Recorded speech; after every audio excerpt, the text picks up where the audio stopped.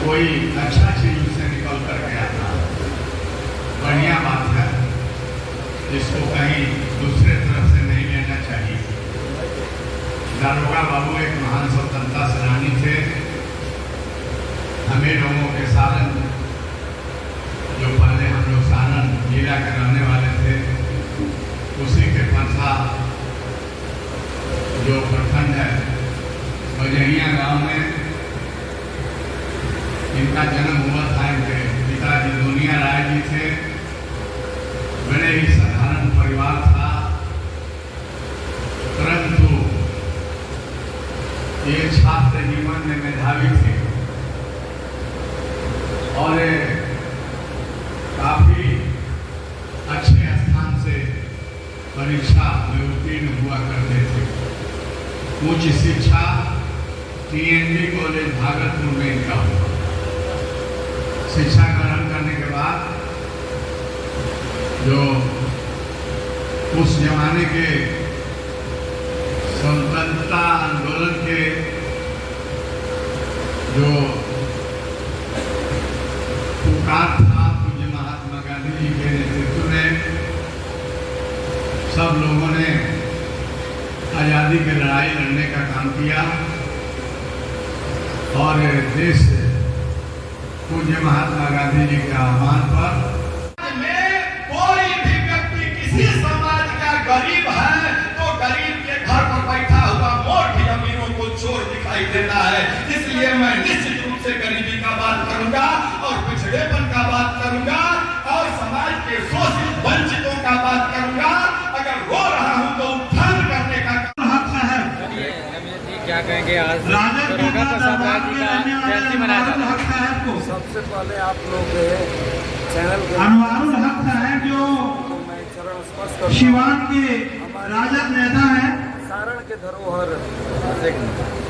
दारोगा प्रसाद राय जी का आज जन्म दिवस है। इस पे हम उनको एक करता हूँ और मैं चाहूँगा आप सभी जनता जनार्दन जो भी सारण के लोग हैं या इस देश के लोग हैं, हमारे दारोगा प्रसाद राय जी के पद चिन्हों पे चल के और देश को जो भी साथी किसी भी परिस्थिति इस कार्यक्रम में भाग लेने आए हुए हैं, दूर दराज से लोग जो बरामदे में घूम रहे हैं, आपसे साझा निवेदन है कि आप आ जाए सभा कक्ष में। यह जो है बहुत ही विचारणीय प्रश्न है देश के सामने। हम लोग अपने महापुरुषों को जीवनी बना रहे हैं। देश की राजनीति पर भी हमारी ध्यान है कि भाई कहाँ देश जा रहा है और इतने अच्छे चीजों पर वार्तालाप के लिए अगर कोई आदमी बाहर घूमे तो आने वाली पीढ़ी सचमुच में बहरी और गूंगी हो जाएगी, क्योंकि आपका अगला पीढ़ी आप ही से सवाल करेगा कि देश जब लूट रहा था, देश को जब लूटा जा रहा था तो आप कहाँ थे? तो आप अपने जिम्मेवारी से मुकर नहीं पाएंगे, कुछ न कुछ आपको जवाब देना होगा।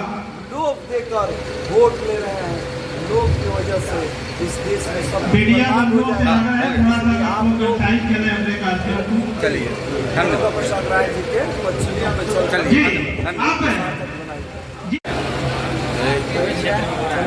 नौकरी देने का काम किया और वादा किया है 10 लाख लोगों को परमानेंट नौकरी देने के लिए, लाखों लोगों को रोजगार देने के लिए और माता बहन को मान सम्मान योजना के तहत 2500 रुपया देने के लिए। इसलिए ये तमाम चीज को पूरा करने के लिए हमें परिवर्तन वर्तमान हुकूमत को करके और एक राष्ट्रीय जनता दल महागठबंधन के सरकार बनाने के लिए, तेजस्वी जी के मुख्यमंत्री बनाने के लिए दारोगा बाबू के इस जयंती के अवसर पर आओ हम तमाम भाई मिलजुल करके संकल्प लें और एकजुटता के साथ 2025 में जो जंग है, राजनीतिक लड़ाई है, उस लड़ाई में हम अपने जीत को सुनिश्चित करने का काम करें। धन्यवाद। इनका ले लो।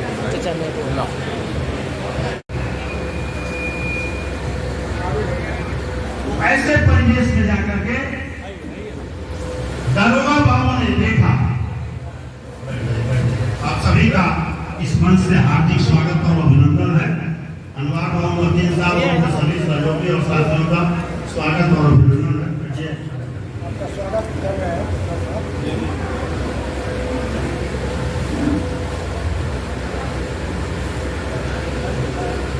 घुराइएगा नहीं दृश्य, एक तरफ अंग्रेज दुश्मन की परिस्थितियां, उसका दृश्य था उनके सामने दारोगा बाबू के सामने, और दूसरी तरफ भारतीय समाज के मनुस्मृति से संचालित मुट्ठी भर लोगों का शासन और 90-85% की जो आबादी थी उसको किस दृष्टि से देखा, इन्होंने अपनी आंखों से देखा। इसीलिए जब वो सत्ता के शीर्ष पर आए दारोगा बाबू, तो उन्होंने सामाजिक न्याय की बात की, जिसको महमूद हसन सामने रखा। इस समाज के जो अंतिम वर्ग और पायदान के लोग हैं, दबे कुचले पिछड़े जितने समाज के लोग हैं, नाश्ता कर देते।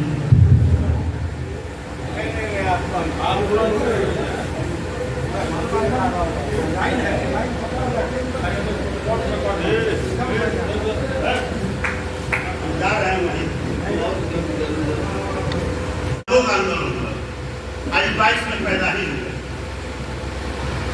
लेकिन 1942 की जब क्रांति हुई उस समय ये 20-22 वर्ष के नौजवान थे दारोगा। तो आजादी को इन्होंने देखा था और अपने समाज की आंदोलन 1922 में ये पैदा हुए और उस समय 1920 में ही असहयोग आंदोलन शुरू हो गया। 1942 आते आते ये 20-22 वर्ष के हो गए, ये मैं कहना चाहता हूं।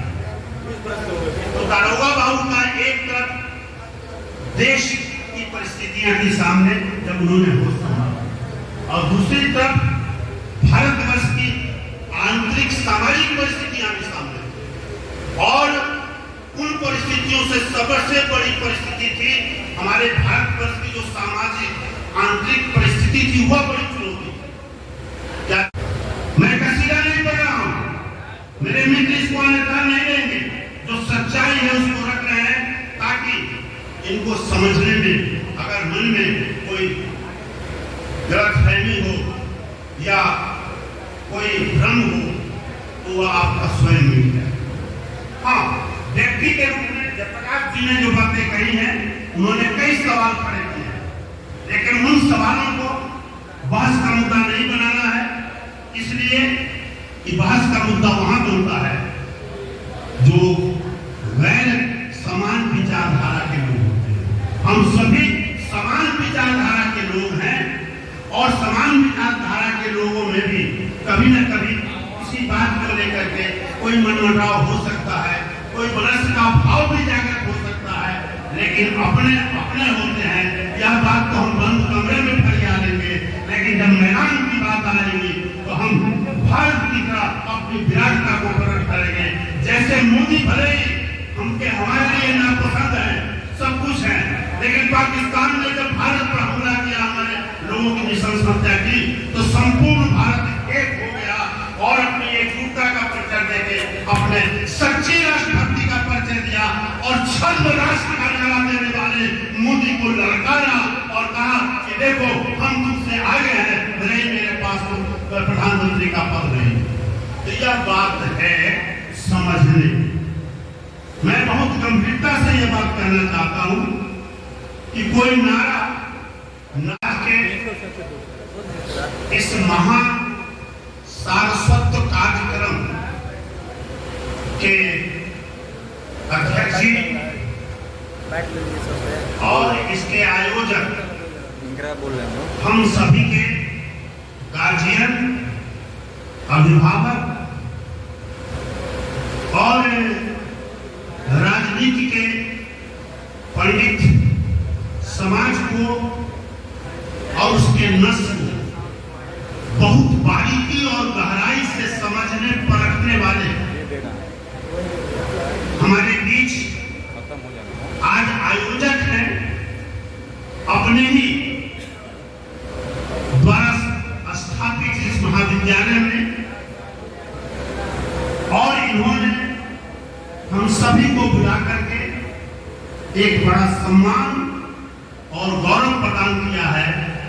हम इस मंच से अपनी तरफ से और आप सबकी तरफ से इनका हम आभार प्रकट करते हैं, इनका स्वागत करते हैं, अभिनंदन करते हैं। मंच के आयोजक के रूप में अपने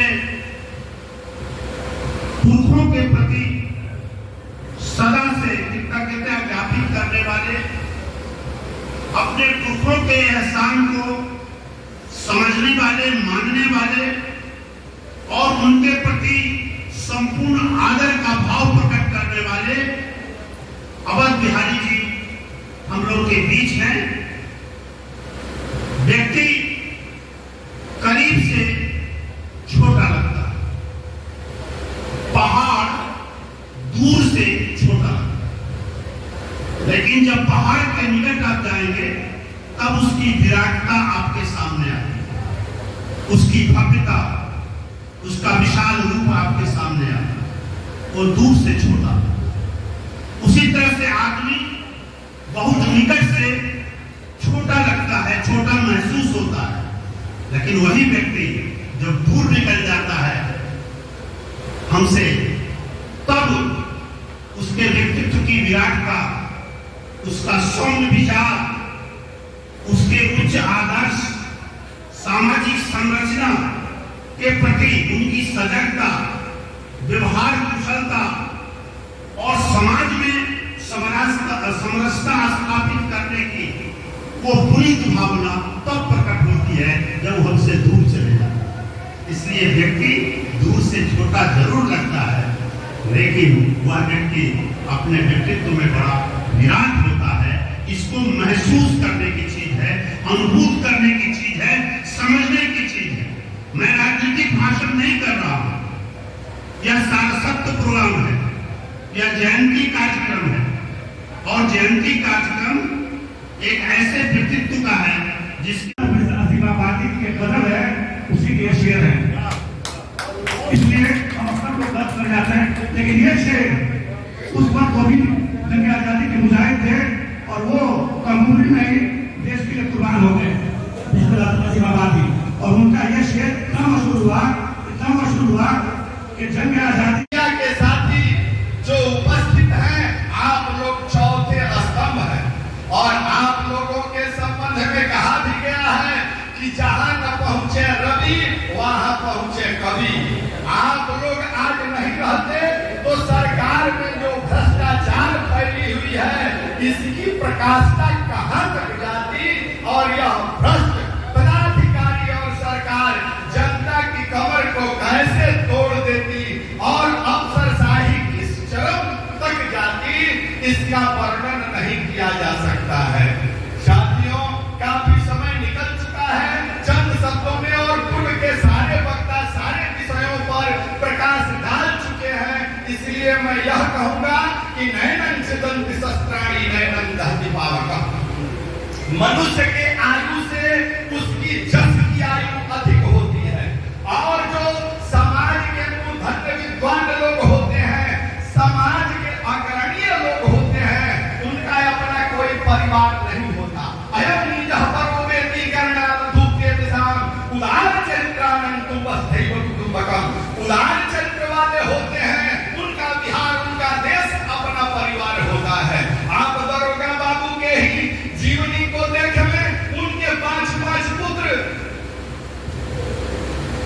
विद्यानंद राय जी, चंद्रिका राय जी, अशोक राय जी, अनिल राय जी, सुनील राय जी, दरोगा बाबू के लिए जो कीर्तिमान स्थापित नहीं कर पाए, उस कार्य को अगर सिवान के धरती पर कहा जाए कि अमरत्व प्रदान करने का कोई काम किए दरोगा बाबू को, तो माननीय श्री अवध बिहारी चौधरी जी। उनके बेटों ने 5 पुत्र थे, 2 पुत्रियां थी, उन लोगों के द्वारा भी यह कार्य नहीं किया। मैं यह कहना चाहूंगा कि इस महापुरुष की आयु बड़ी कम रही, 58 वर्ष 7 महीना 6 महीना 17 दिन मात्र जीवित रहे, बहुत कम आयु में, और सरकार में भी बहुत कम दिन तक रहे। 10 महीने तक इनकी सरकार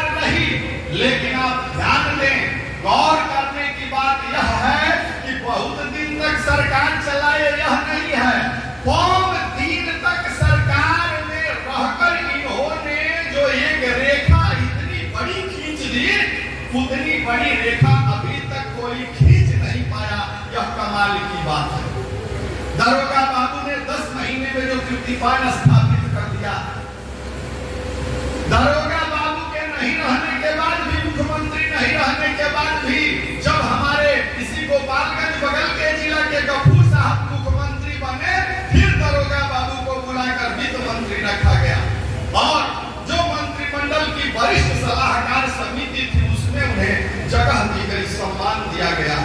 तो आप अंदाजा लगा सकते हैं, हम अगर यूं कहें कि राजनीतिक महाभारत की जो पृष्ठभूमि और रणभूमि तैयार की गई, राजनीति पर बड़ी बड़ी बातें हुई, जाति भेद, ऊंच नीच, छुआछूत पे बहुत बड़ी बड़ी बातें हो गई है, बहुत सारी चर्चाएं चल गई है। अगर मैं यूं कहूं इशारा करते हुए कि राजनीति के रण क्षेत्र में अगर कोई पृष्ठभूमि बनाने का कार्य किया गया, अगर माननीय श्री लालू प्रसाद यादव जी को राजनीति का श्री कृष्ण समझा जाए, तो उस पृष्ठभूमि को बनाने वाले स्वर्गीय दरोगा प्रसाद राय जी थे।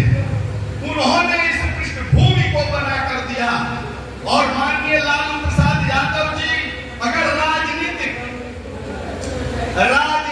रणभूमि के श्री कृष्ण है, तो निश्चित रूप से उसका अर्जुन माननीय श्री और बिहारी चौधरी जी को कहने में मुझे कोई संदेह नहीं हो रहा।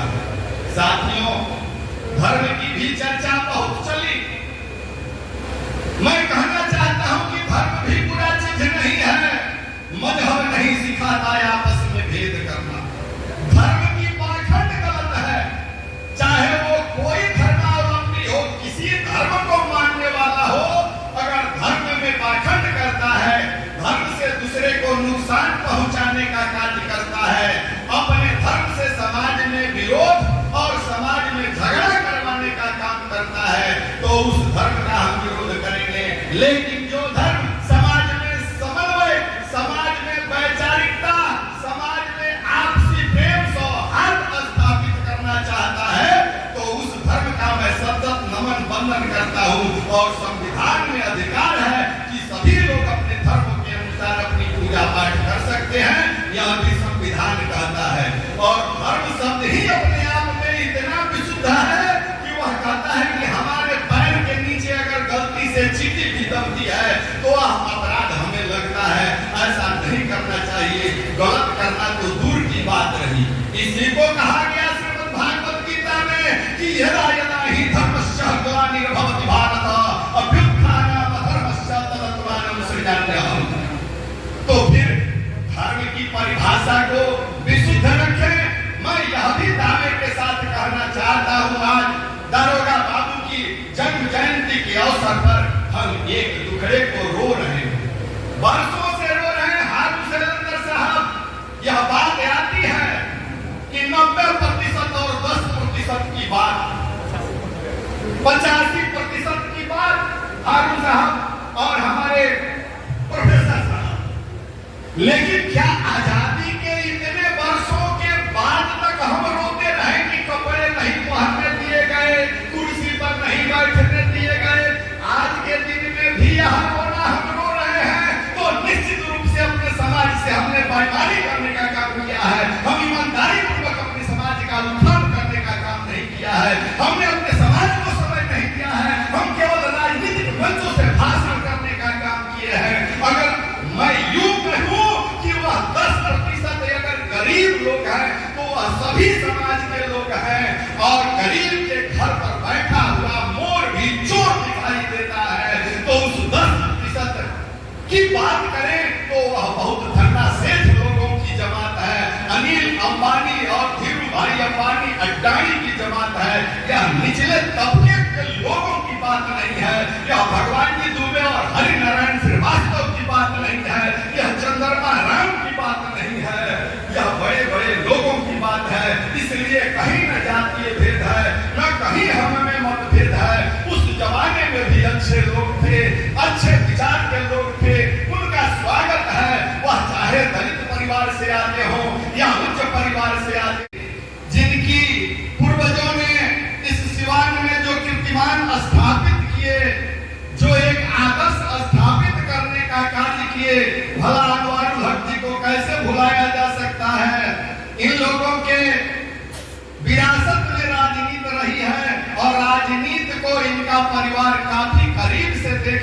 कार्य किया है और एक राजनीतिक मानदंड खड़ा करने का काम किया है।